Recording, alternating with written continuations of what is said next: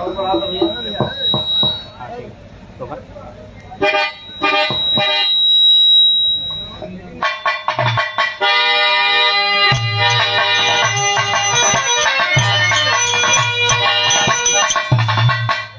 सीटी कहाँ से लेता हूँ?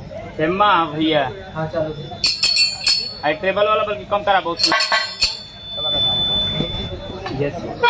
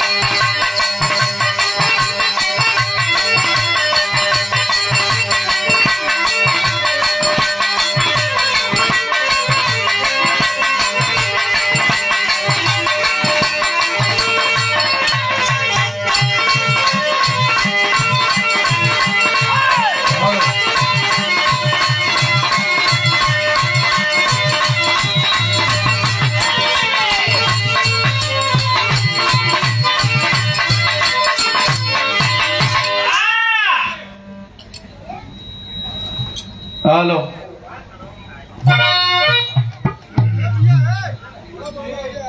Hello hello hello hello harmonium का लेवल ठीक है, ठीक है। हेलो हेलो, इसमें जरा सा बेस बढ़ाएंगे। हेलो, आराम से। Hello hello hello hello, echo का लेवल है, कुछ इससे ऊपर हो सकता है कि इको का लेवल। हेलो हेलो, ठहरिए। हेलो, हर्ष भैया जिसमें सीटी हो उस सीटी को केवल कंट्रोल करेंगे। हेलो हेलो हेलो, और जरा सा इनपुट टाइट करेंगे अर्थात monitor. Hello hello hello hello, देखो हारमोनियम में हल्का सा ट्रेबल लगाएंगे और जरा सा 0 पॉइंट इको लगा देंगे हारमोनियम में, 0। हेलो हेलो हेलो, आइए।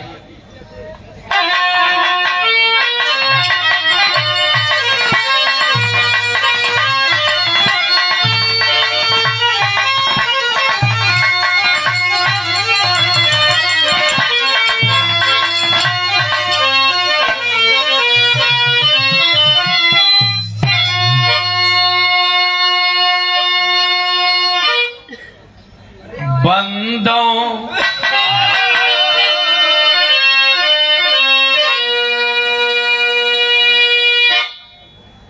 बंदों गुरुपद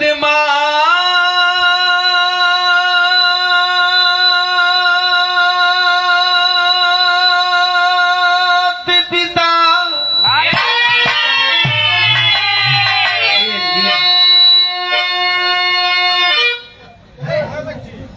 आदि बंदों सकल समाज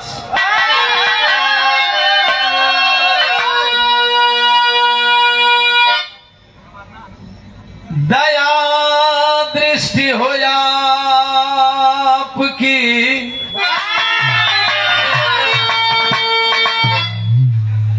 बन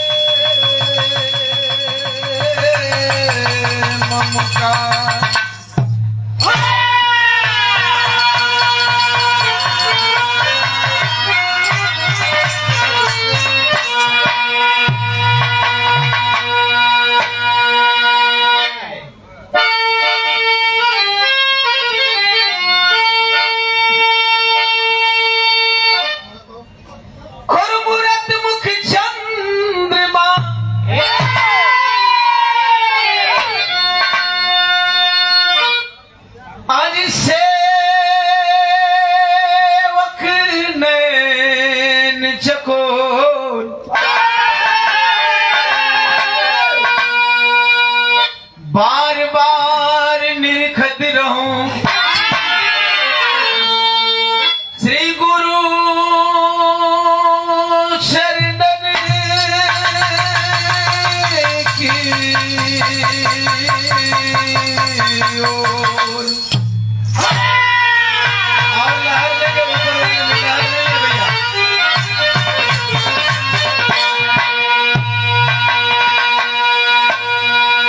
मिक्सर के, देखो मिक्सर के नीचे से थोड़ा वॉल्यूम बढ़ाएंगे, मिक्सर के नीचे से फेडर ऊपर करेंगे। हेलो हेलो हेलो, बस।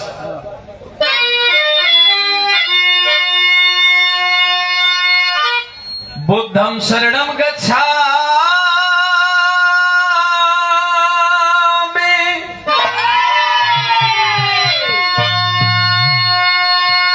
आज धम्मं शरणं गच्छामि, कृपा करो सद्गुरु स्वामी, संग में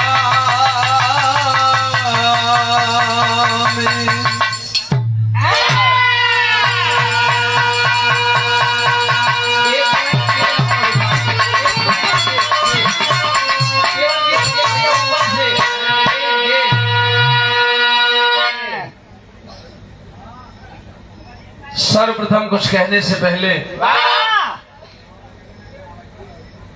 उस महान आत्मा को हम नमन करते हैं जो आत्मा इस ब्रह्मांड में तो है लेकिन परिवार के बीच में नहीं है। तत्पश्चात शोकाकुल परिवार के तमाम सक्रिय पदाधिकारी बंधु, पिता तुल बुजुर्ग नौजवान साथी, आसपास बैठकर विरह का आनंद ले रहे हमारी सम्मान्य माताएं बहनें, महफिल में विराजमान अगल बगल के ग्राम सभा से चलकर आए हुए सम्मानित जनप्रतिनिधि महोदय, चाहे क्षेत्र पंचायत हो, जिला पंचायत हो, प्रधान जी हो एगो कुकुर से डरा गिले लो,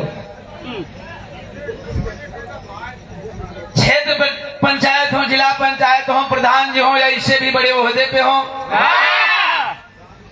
महफिल में विराजमान पूर्व ग्राम प्रधान खमौरा बड़े भैया गुड्डू प्रधान जी, पूर्व क्षेत्र पंचायत सदस्य, सह साहित्यकार, सह बहुत सुंदर गीतकार, बहुत बेहतरीन मंच के उद्घोषक, जितना कहा जाए कम है। हमारे वर्तमान में लोकगीत और विरह के लेखक बड़े भैया संतोष यादव जी, आदरणीय कवि जी खमौरा, जौनपुर की मिट्टी पे साउंड में अपनी साउंड की दुनिया में अपनी एक अलग बादशाहत हासिल जिन्होंने किया है। हर साउंड सर्विस के प्रोप्राइटर महोदय, बगल के मंच पे मंचा सिंह विराह की बहुत सुंदर गायिका, और जेकर बगले में नैहर बगले में ससुराल, बगलिए में इहो सौभाग्य बा। बगले में नैहर बगले में ससुराल, इनका पार्टी में एगो हमार खासे बाणा सार मंगल प्रजापति, ई बेचैन रहेला। पूछा था का हाल चल, हमकन तोरा दीदिया को सठौरा लेके आए, मैंने सवेरे दे दे खाद चल दिया। हम चैनलों खोल ले बना मत रिकॉर्डिंग करो, कुल बड़ा स्ट्राइक आवा था। चैन खोल ले बना, चैनल खोल ले बना। उपस्थित तमाम आवाम को हम भोजपुरी लोकगीत विरह गायक ना ओम प्रकाश दीवाना देखे रुआ लोगन प्यार दुलार से दीवानवा कहिला जा। एक स्वर में नमस्कार प्रणाम करत बानी, हार्दिक अभिनंदन बा, वंदन बा, आदाब बा, सलाम बा। एगो भोजपुरी गायक भइला के नाते आप सभी लोगन के पांव छू के गोड़ लगत है।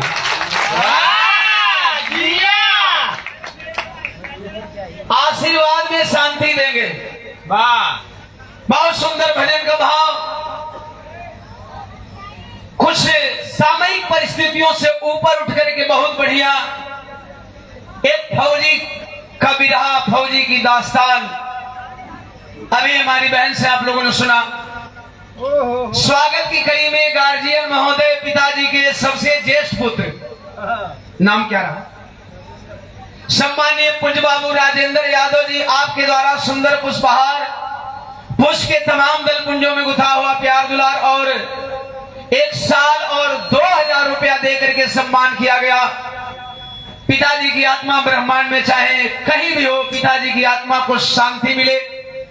जिस तरह से परिवार यह फुलवारी हरी भरी है, हम मंगल कामना करेंगे ईश्वर से कि यह परिवार और यह फुलवारी सदैव हरी भरी रहे। इन्हीं मंगल कामनाओं के साथ हम विरह का क्रम आगे बढ़ाते हैं। मास्टर साहब,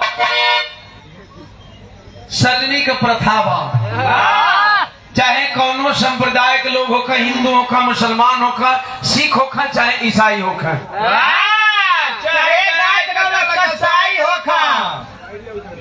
हर लोग अपने आराध्य देवी देवता को मनाया करते हैं। एक बेटवा का फरियाद बा, और थोड़ा हम भजन के भाव में आप लोगों को यथार्थ की तरफ लेकर के चलेंगे। आडंबर और पाखंड से कोसों दूर भजन का लाइन बनाता कैसे।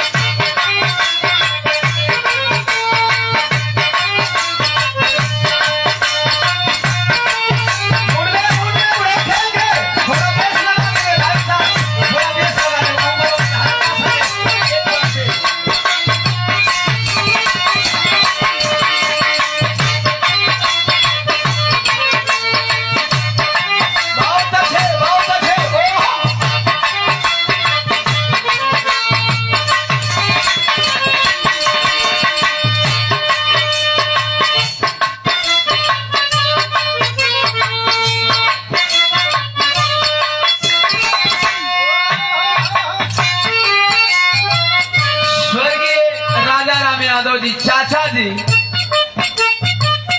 आप उनके भतीजे हैं राम आश्रय यादव जी 200 रुपया दे करके सम्मान के बाबूजी के चरणों में प्रणाम। उपस्थित जन समूह के कोट कोट समना से बाद में शांति से दुलार का कामना बा। कौनो प्रेमी प्रेमिका से मोहब्बत कैले बा, प्रेमिका का विवाह का दिन धराइल बा, प्रेमिका कह दिया देखो हम दूसरा का हो गए तू दूसरा का हो जा। मंगल भाई तुम्हारा बहन का समाचार बताओ। जब शुरू में नाचा जोड़ लिया ला पानी ठीक बा, तू दूसरा कहोगे तो तू अपना के मना ला, हम अपना के मना ले, बाकी मंगल जनिया कुल हाल था। जहिया हल्दी लगा था तहिया फोन कर दिया, कह दिए का हो आवन मिल जा। प्रेमी कालस कहाँ रे, कहे जौनपुर कचहरिया का पीछावा कालस से तनी रतिया को कहा थी प्रेमिका जरूरी न बा, प्रेमी चलल बा, प्रेमिका गले से लिपट जाती है। प्रेमिका की हालत देख करके प्रेमिका है। भाई खेसारी लाल यादव जी की गीत है, यह गीत मेरे दिल की करीब है। प्रेमी को होता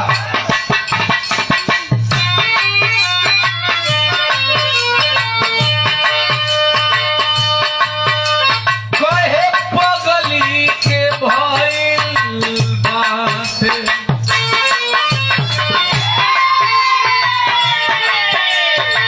अरे पगली के भइल बात, पागल के दासा आज हमारा पता चलल प्रेम के भाषा।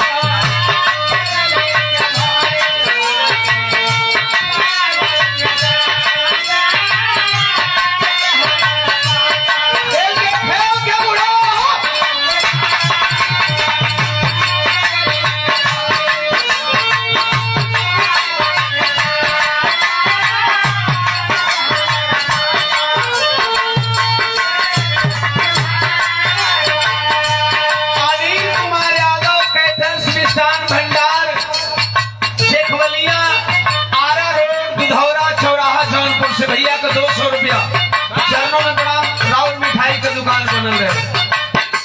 उपस्थित जन समूह के कोट कोट सम्मान आशी कहा था अरे रोवत के मिले हमसे आई बारी।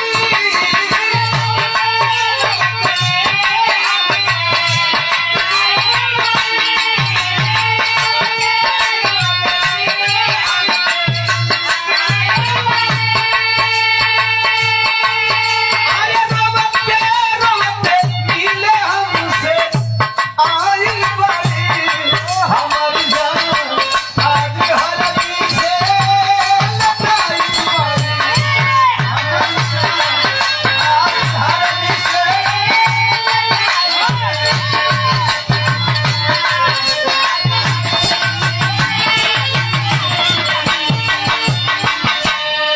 सम्मानीय आदरणीय हमारे बड़े भैया श्री शंकर यादव फौजी साहब एसटीएफ के जवान हैं, 100 रुपया से सम्मान किया गया। जय हिंद।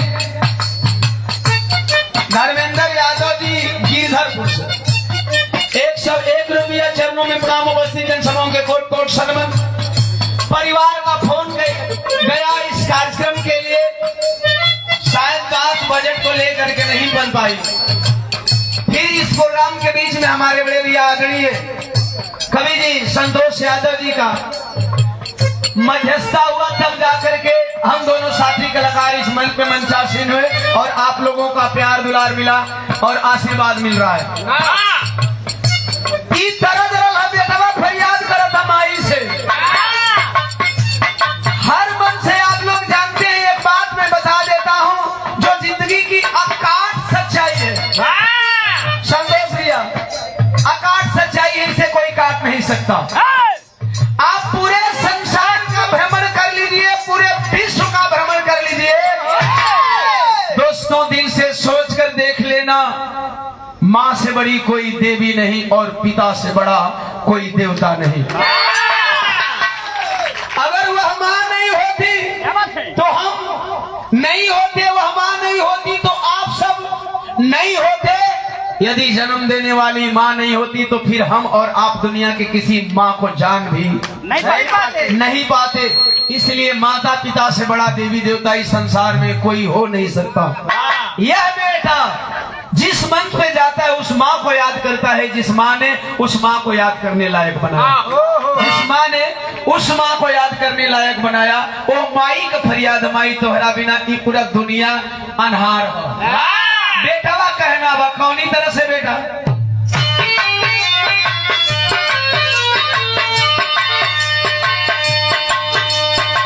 अरे ममता के आंचल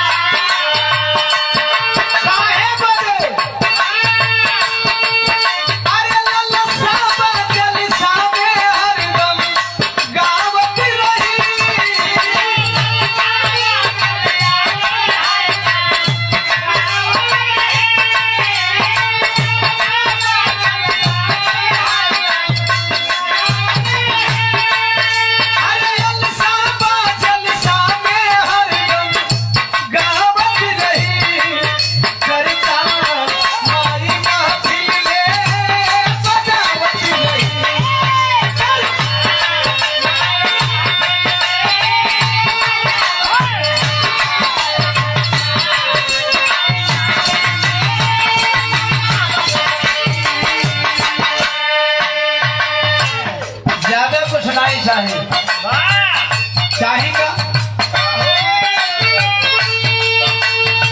अरे नहीं हाँ जवाब, अरे नहीं हाँ जवाब, बात जवाब लेके नासा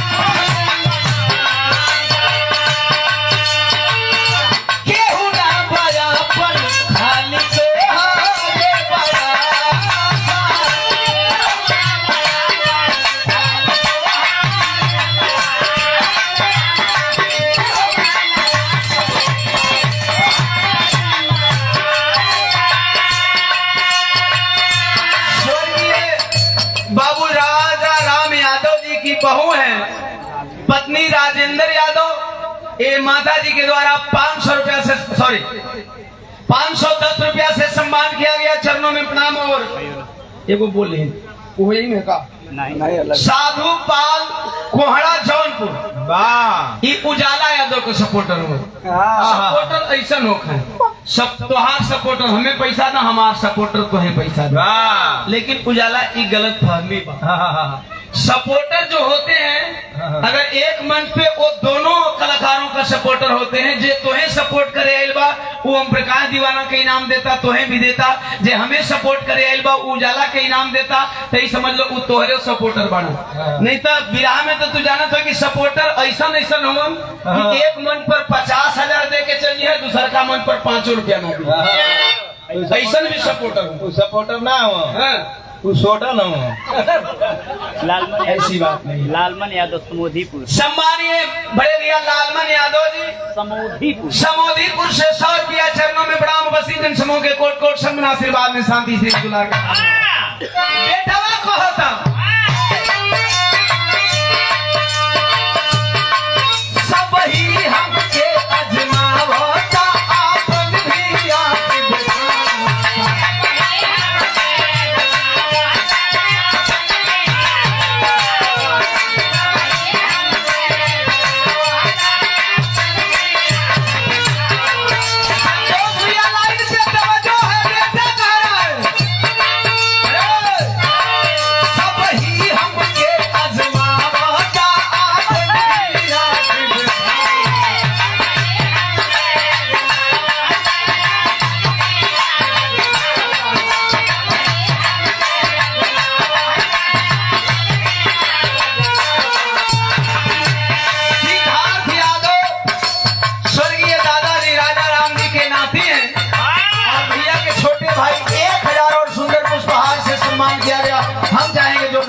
से स्वागत है।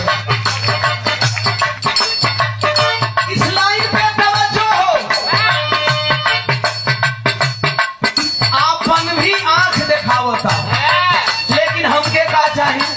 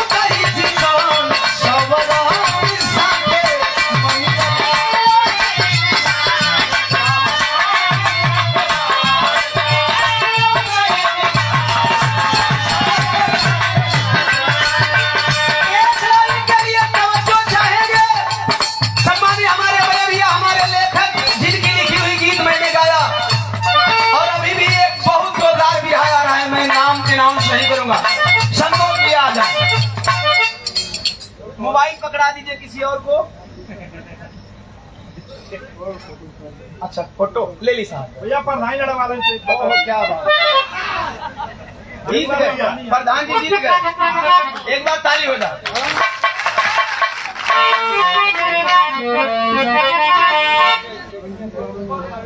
स्वर्गीय राजा राम यादव जी, दादाजी के छोटे पोता अंदीप यादव, 1,000 रुपया से सम्मान किया गया। पूरा परिवार हरा भरा है, फुलवारी हरी भरी है। एक बार परिवार के नाम पे जोरदार तालियों से स्वागत है। अच्छा, हम चाहेंगे आने वाली पंचवर्षीय योजना में भैया प्रधानी पद पे लड़ने वाले हैं।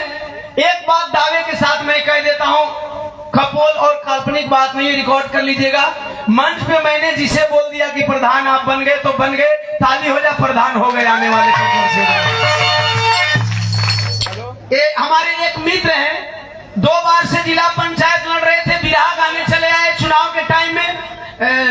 विंध्याचल यादव, करंडा, गाजीपुर, जमानिया, कल दीवाना 2 साल 2 बारी ले रहे थे हम। करीब भैया आज विजयी पगड़ी बाना थे तो अगला बार जिला पंचायत हो गया। लोगों का आशीर्वाद लगा, जिला पंचायत हो गए। कहे दीवाना तू बोले लगी आशीर्वाद दल, हम कहे नहीं, खाली बोली है। आशीर्वाद हमारे काम नहीं है। ए जगनारायण यदुवंशी समोधीपुर जौनपुर की धरती से सिंगार रस का विरहा 150 रुपया। धरती पुत्र मुलायम यादव जिंदाबाद, अखिलेश यादव जिंदाबाद, जय समाजवाद सब साथियों को। ये हम नहीं पहनेंगे।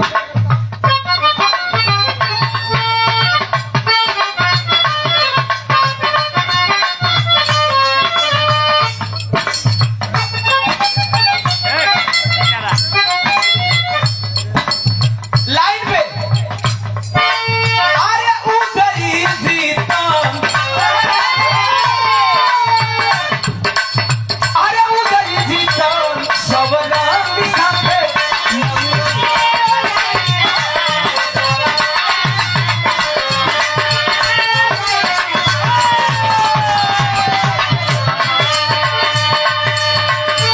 असंतोष सुरेंद्र के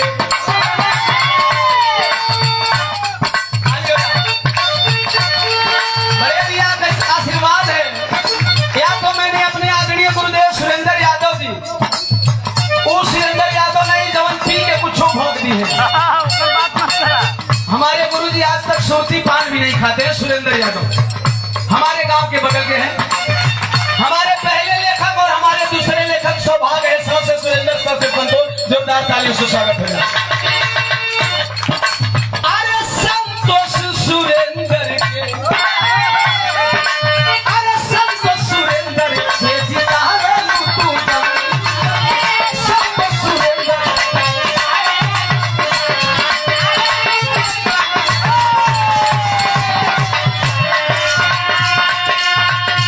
हम निवेदन करत हई, अरे जीवा कर दीवाना हो लहरा मोर कराना हो। अरे जीवा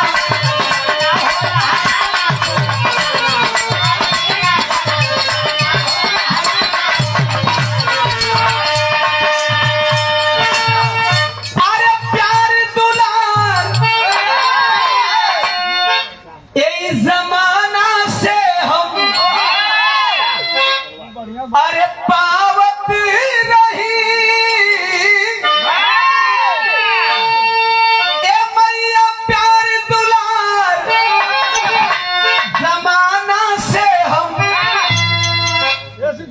पावत रही। हाय करताल माई महफिल में बजावत रही।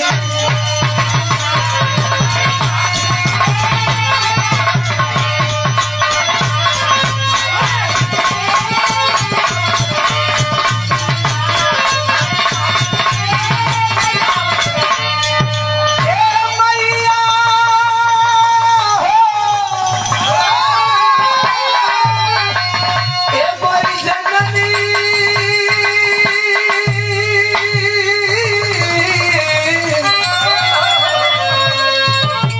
मैया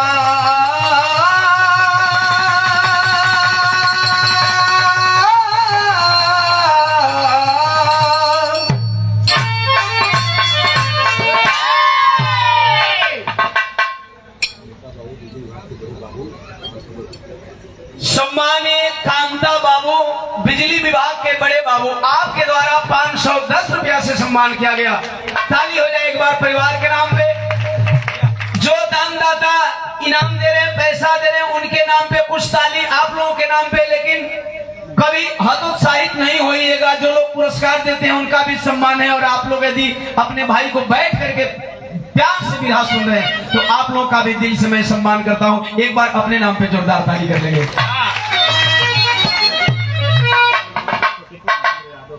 स्वर्गीय राजा राम यादव यानी दादाजी के छोटे सुपुत्र महेंद्र यादव जी, ये आदरणीय चाचा जी के द्वारा 200 रुपया चरणों में प्रणाम। उपस्थित जनसमूह के कोट कोट सन्मान। सिद्धार्थ यादव नाती हैं और हमारे भैया के छोटे भैया है 100 रुपया चरणों में प्रणाम। उपस्थित जनसमूह के कोट कोट सन्मान। भजन भक्ति हो गया। कवि जी 2 लाइन कुछ कहना चाह रहे हैं, इसके बाद मैं आप लोगों को वही चीज देने जा रहा हूं जिस बनावत नहीं खाई हिदायत भी हम जानत है। ये दुलार है, यही प्यार है आप लोगों का, बिल्कुल वही करेंगे। कुछ नहीं यार, आदत सी मंच पर बोलने की हो ही गई। मैं बस इतना कहना चाहूंगा, इस प्यार से सम्मान के लिए जो दीवाना जी ने मुझे मंच पर दिया, कहीं ना कहीं से जनपद जौनपुर के समस्त श्रोताओं का मेरे साथ जो आशीर्वाद निहित है, आज आप सबकी बदौलत, आप सबके आशीर्वाद से, आप सबके चाहने से ये संतोष की कलम, चाहे संतोष की मेहनत, चाहे संतोष की त्याग तपस्या बिहार तक पहुंची है। इसमें मेरे जनपद के सभी श्रोता साथियों का बहुत बड़ा सम्मान, बहुत बड़ा प्यार है। आप लोग जो व्यक्तिगत मुझे प्यार से दुलार देते हैं, इसकी वजह है कि दीवाना जी मुझे भी पहचान पाए। तो कहीं ना कहीं से मैं एक बार फिर से दीवाना सहित पूरी टीम के लिए एक जोरदार ताली चाहता हूं। और अगली प्रस्तुति के लिए मैं, दीवाना भाई तो ये हैं, उजाला जी हैं, कोई दिक्कत नहीं है, मैं नहीं आना चाहूंगा, लेकिन फिर से मैं निवेदन के साथ कहूंगा कि आप लोग जितना हो सके उतना इन कलाकारों का सम्मान करें, इनका उत्साह बढ़ाएं, इनको ऊर्जावान बनाएं, आप लोग इनको ताकत दें। निश्चित रूप से ये हमारे समाज के ऐसे सजग प्रहरी हैं, ऐसे सारथी हैं समाज के, कि जब हमारी निगाहें डगमगाती, हमारा पग डगमगाता है, हम देश की सेवा, समाज की सेवा, परिवार की सेवा से विरत और विचलित होते हैं, ये लोग उसको थाम और संभाल लेते हैं। सबके लिए एक जोरदार ताली फिर से दीवाना जी का नंबर। एक बार पुनः मंच के माध्यम से दिल की अनंत गहराइयों से बड़े भैया का सम्मान करते हुए सिद्धार्थ भैया की फरमाइश और सम्मान की कड़ी में मैं सम्मान करना चाहूंगा। बड़े भैया कृष्णा यादव जी हमारे कोचस बिहार की धरती से चल कर आए हैं, आपका भी मंच पे सम्मान है, हर जगह सम्मान करते हैं, हर जगह दुलार देते हैं, हर जगह प्यार दुलार देते हैं। आपका सदैव प्यार दुलार हर कलाकारों को मिलता है, मंच पे आते हैं मेरे साथ, लेकिन हम चाहते हैं कि जितना प्यार दुलार मुझे दे उतना ही प्यार दुलार बगल वाले साथी कलाकार को दे, चाहे वो मंच उजाला जी को हो, चाहे किसी का हो। भाई का फरमाइश है, गीत का मास्टर साहब तनी हो जा खुश।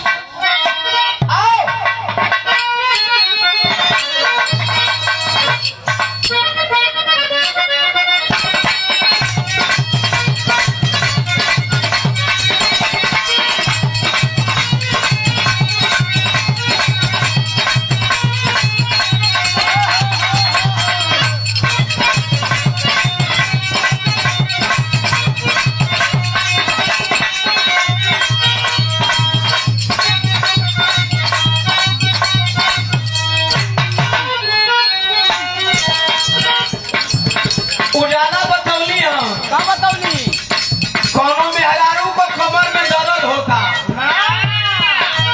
तो के रेडी का तेल चाहता, मस्त राम बाबा लहरी 50 रुपया, चरणों में प्रणाम। तेल बड़ी चल गई बा, हम तेल का चर्चा नहीं करो, वो चाहे तेल रेडी का हो के चाहे तेल कम का हुआ हो, क्या तेल भेड़ी का होकर बता घी भेड़ी का तेल ना होला, भेड़ी का घी होला। अरे घी कल है घी बोला तू तेल बोलत हो, मैंने रात भर में एक आधे मेरी बोलबो भक्सावन। एक बात मैं बता देना चाहता हूँ, बिहार के मंच के माध्यम से शिक्षा बहुत जरूरी है समाज में। वाह, हालांकि बाहर है मोदी जी किताबियों पर जीएसटी लगा दिया, धन्य है। तबिया पहनाओ भैया, फीस इतना बढ़ता कि फिर दलित बैकवर्ड समाज का लड़का न पढ़िया न तो से सवाल। सवाल माफी चाहता हूँ, नहीं कहना चाहता हूँ, लेकिन खून ऐसा हो कहा ही जाला। इसी के लिए आप लोग ओम प्रकाश दीवाना को जानते हैं, शिक्षा बहुत जरूरी है। क्या बात है? यदि पति पढ़ा है तो पत्नी को भी पढ़ा होना चाहिए। अगर पत्नी पढ़ी लिखी है तो पति भी पढ़ा होना चाहिए, अगर पति पढ़ा लिखा है तो पत्नी को भी पढ़ा लिखा होना चाहिए। अगर मर्द पढ़ल बा मेहरारू नहीं खे पढ़ो भोजपुरी में संतोष भैया, मर्द पढ़ल बा मेहरारू नहीं खे पढ़ल तो मर्द मांगी वाट तो मेहरारू दे टमाटर। हम जाना थे तो लोग जान नहीं बोला, इतने गीत बजाए हैं कि आप लोग जान जाएंगे। मर्द मांगी वाटर तो मेहरारू दे टमाटर, मर्द मांगी पेन तो दे दे ललटेन, मर्द कही वाइफ तो हमारे बड़का पाइप जरूरी है। अच्छा ये बात मर्द वाली रहल, कौनो पढ़ल लिखल मेहरारू को कमजोर मर्द मिल हाँ। देहाती, हाँ। वो चाहे जौनपुरिया हो के चाहे भोजपुरिया हो, है ना। गौर करिए, मिल गया पूर्वक पति, शादी बियाह के उधर हो गई, आइल 2-3 महीना बीत गई, सितंबर पार करत हो, करे विश्वकर्मा पूजा वाला बा, भेंट उठ ना कर बिका, पूजा करना हो हथियार उथियार का पूजा न, विश्वकर्मा पूजा में कुल कर्मी बसुई का पूजा होला। वो कलश तो दूर रहो, मरदा एक दिन कहा था का कहे करिया,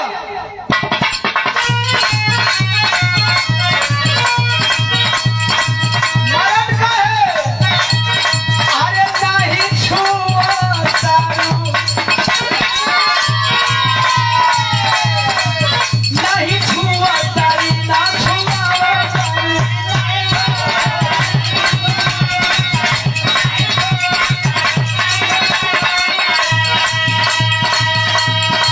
आजादी जब से भरी लगा जावे,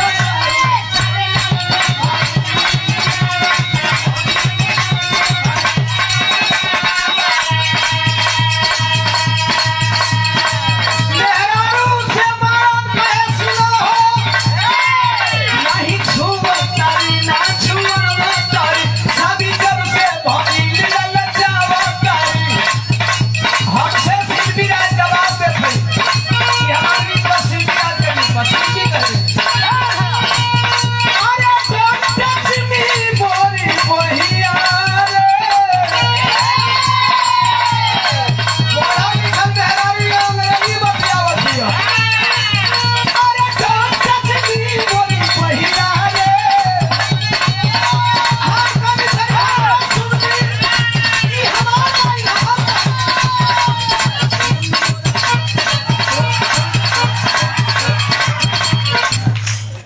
ये क्या है?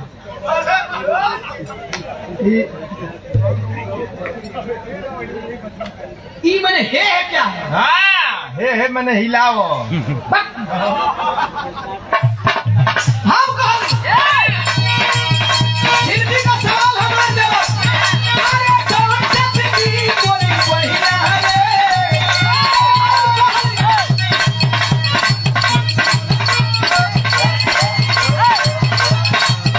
अरे सुन मोरा बाबू के पतोहिया रे, पहिया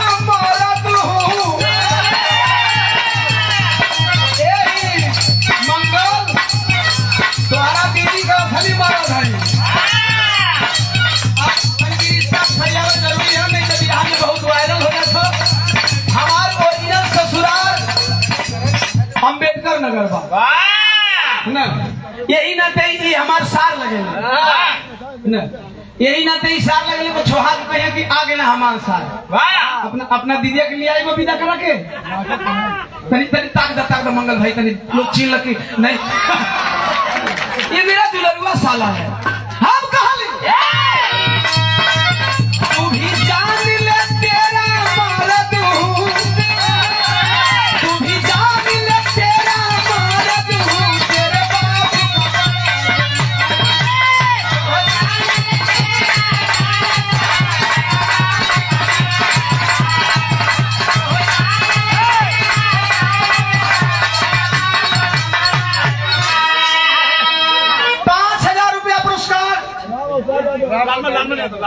ये 200 रुपया लालमन भैया नाच के और 100 रुपया जगनारायण भैया राम अवतार बाबू को और राम अवतार बाबू 100 रुपया नाचे बदे दिल हम बाकी नाचे बदे।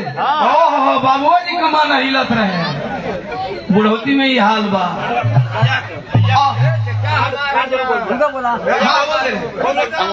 अनिल कुमार यादव कैटर्स मिष्ठान भंडार यानी व्यवस्था आपकी है जो खाना वाना बनाए थे बहुत बढ़िया।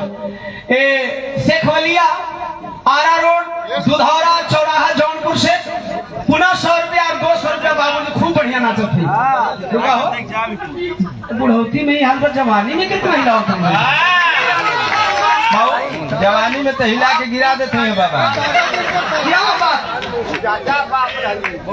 सही बात है बाबू जरूर जवानी में तुम अलग गुण खिलावत रहो। एक 5000 रुपया पुरस्कार हमारे बड़े भैया कृष्णा यादव कोचस रोहतास अर्थात हम कहें तो हमारा पहला जिला शेरे बिहार कोचस रोहतास किंग बड़े भैया कृष्णा यादव जी आपके द्वारा 5000 रुपया से सम्मान किया गया। हम चाहेंगे जोरदार तालियों से स्वागत करते हैं। स्वर्गीय राजा राम यादव दादाजी के छोटे पुत्र बाबूजी राजेंद्र यादव जी के द्वारा 500 रुपया से सम्मान किया गया। विद्युत विभाग अमरनाथ यादव बाबूजी के द्वारा 100 रुपया। हरिराम यादव विद्युत विभाग हरिराम प्रजापति विद्युत विभाग से लाइन मैन है 100 रुपया। अजय यादव भैया विद्युत विभाग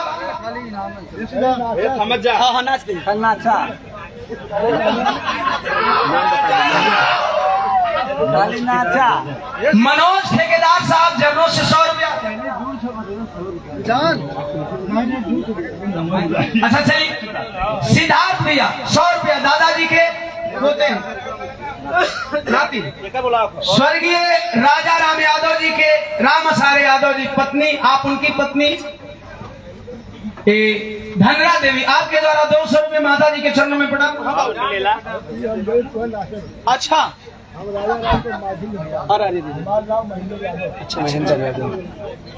स्वर्गीय दादाजी राजा राम यादव जी के महिला लड़के हैं महेंद्र बाबू जी नाचे बदे ओहो ये 500 रुपया से दे करके सम्मान किए। एक बार हम चाहेंगे जोरदार तालियों से स्वागत।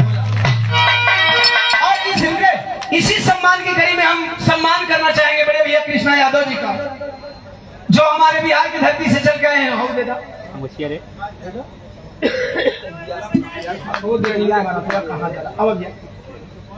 और इसके बाद हम बाबूजी का फरमाइश पूरा कर देंगे। आपो का जरा जोरदार तालियों से स्वागत हो जाए शेरे रोहतास बड़े भैया कृष्णा यादव जी।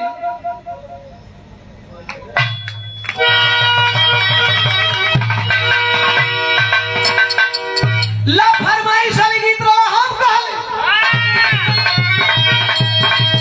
तू भी जान ले तेरा मर्द हूँ, तेरे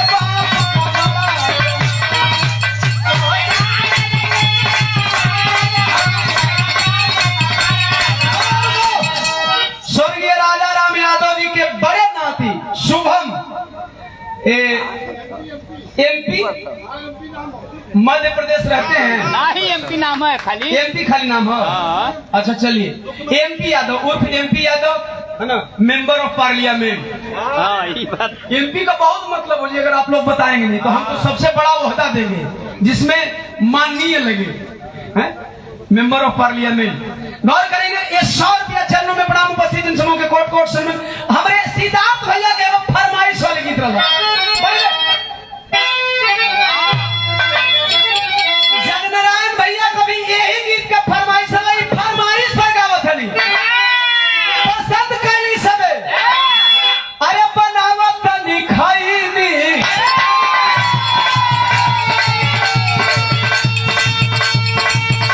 हम कहलिए में हरिनाम चुनौती देले।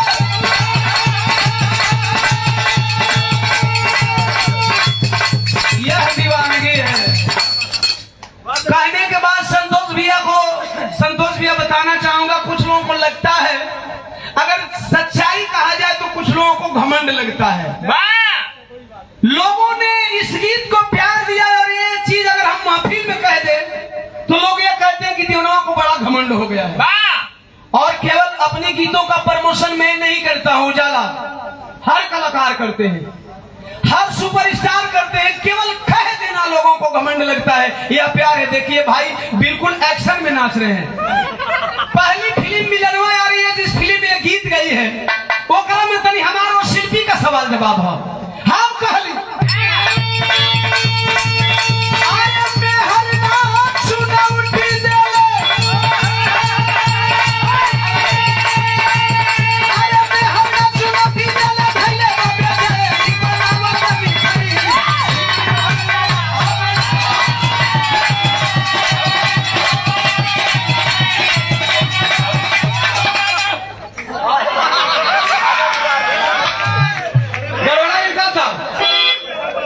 सुंदर पुष्पहार 500 रुपया से पूर्व प्रधान खमौरा और संतोष भैया के छोटे भाई साहब एक नाथ की रोटी खाते हैं। हालांकि जातिगत व्यवस्था के आधार पर दोनों लोग दो समाज से आते हैं, लेकिन बड़े और छोटे भाई का प्यार देखने को मिलता है। मैं जब भी जौनपुर से गुजरता हूँ जोरदार तालियों से स्वागत हो जाता है। 500 रुपया देकर के सम्मान किए चरणों में प्रणाम उपस्थित इन समूह के कोट कोट सम्मान आशीर्वाद में शांति से दुलार की मांग बा। ये प्यार हो। एक लाइन और कहली,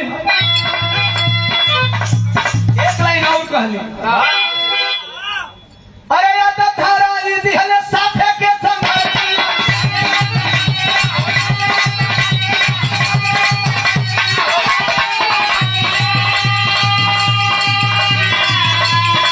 का कोई रानी जब छूटे न लगा दिया।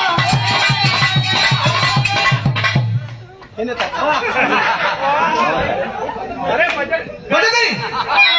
का कोई रानी जब छूटे न लगा दिया।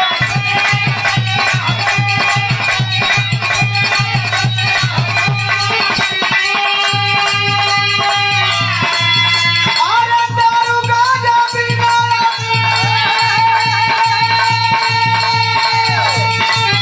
पसंद किए थे आप लोग। तानावा करनावा पागल दो लोगन के हम कैसे भुला जाए। तो ही लोगों पर हमारा नैया चले उन फट में धोखा मिलल मारल लोग में हाना वाला रे मारल लोग में हाना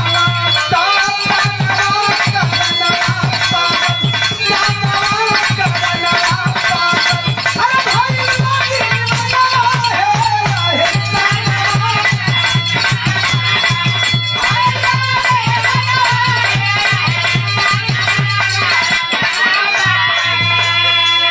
बनाओ तनी खैनी का फिर फरमाइश हो गई। हम सोचते हैं कि एक आध मिनट और धूम गा के बढ़िया चौचक बिरहा रहा।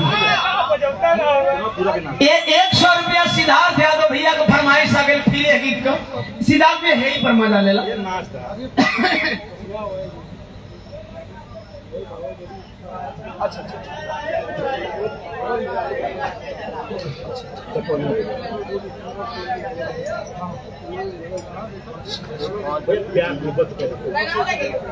स्वर्गीय राजा राम यादव दादाजी के हार्दिक इच्छा रहा।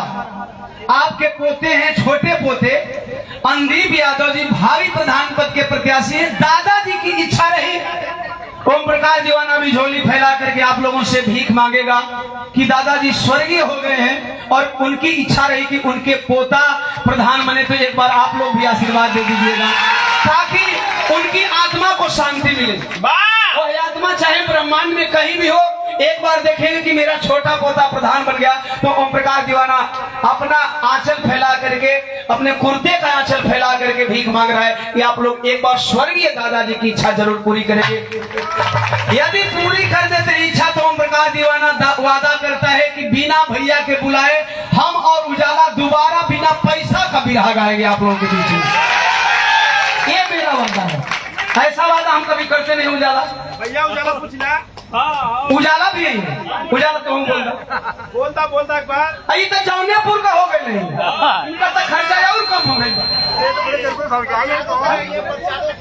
ये देखे 1000 रुपया से सम्मान किया गया, चरणों में प्रणाम, वसीम जनसमूह के कोट कोट सम्मान। भैया का फरमाइश है हेली पर मजा लेला। अरे खैनी वाला रे, हम कहोगी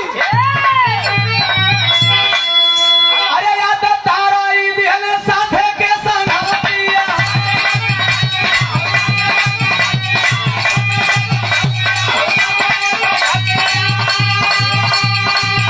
कहीं रानी जब छूटे न यादतिया,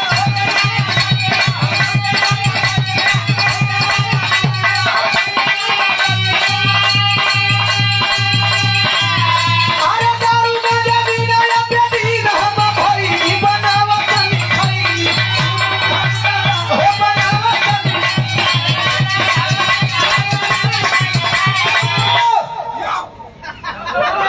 एक लाइन मैंने कहा था,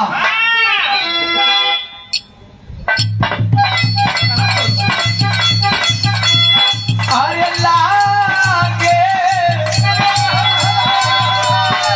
ना केहू के हो प्यार के बेमारी, कोनो ना रोग बाटे, एक तरह से भारी ये ना आले देना छीने, ना चलाना वाला रे छीने, ना चलाना पापा नवा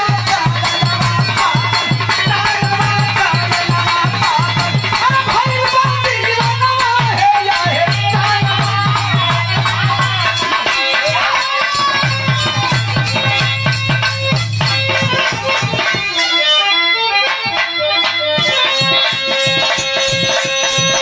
एक लाइन किसी शायर ने बहुत तगड़ी लाइन लिखी है, ये हमारे और आपके जिंदगी की बहुत बड़ी कड़ी है, इस कड़ी को हमें और आपको भूलना नहीं चाहिए। नमन करता हूँ शायर को, कवि जी एक शायर को नमन करता है इस लाइन के लिए।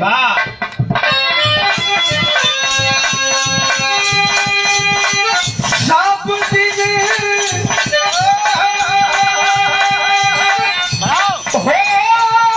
होत नए के समाना, सब दिन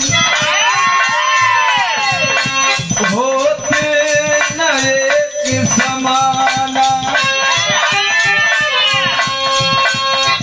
काहे कि एक दिन बालक निर्गुण के लिए इससे बड़ी लाइन नहीं हो सकती, जिंदगी का सार बता रहा हूं। एक दिन बालक भयो गोदी माँ, एक दिन भयो सयाना जी, एक दिन भयो सयाना। आज से 13वां दिन का भाई, एक दिन चीता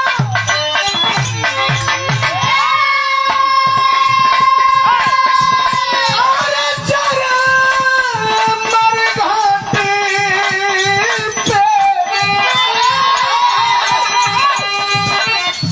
ए पंशु धुआं जाती आसमान,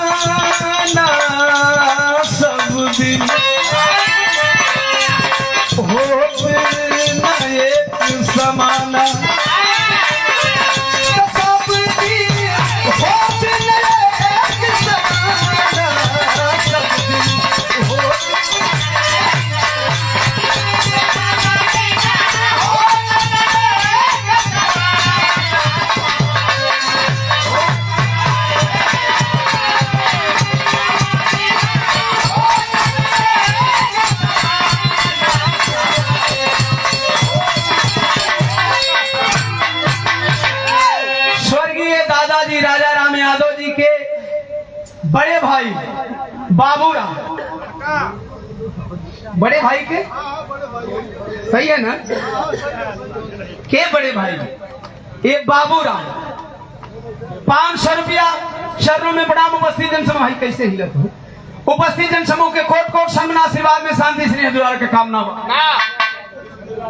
सम्मानीय आदरणीय बड़े भैया नंदलाल यादव जी 51 रुपया देकर के सम्मान के चरणों में प्रणाम। उपस्थित जनसमूह के कोट कोट सम्मान। मौज मस्ती हंसी मजाक सब कुछ होता रहेगा।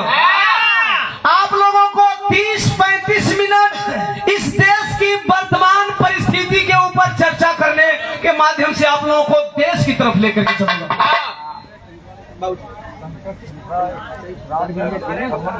इकरामगंज पूज्य बाबू शंकर खलीफा जी इकरामगंज रमन गुरु घराने से 100 रुपया यह आशीर्वाद मिला उस घराने से।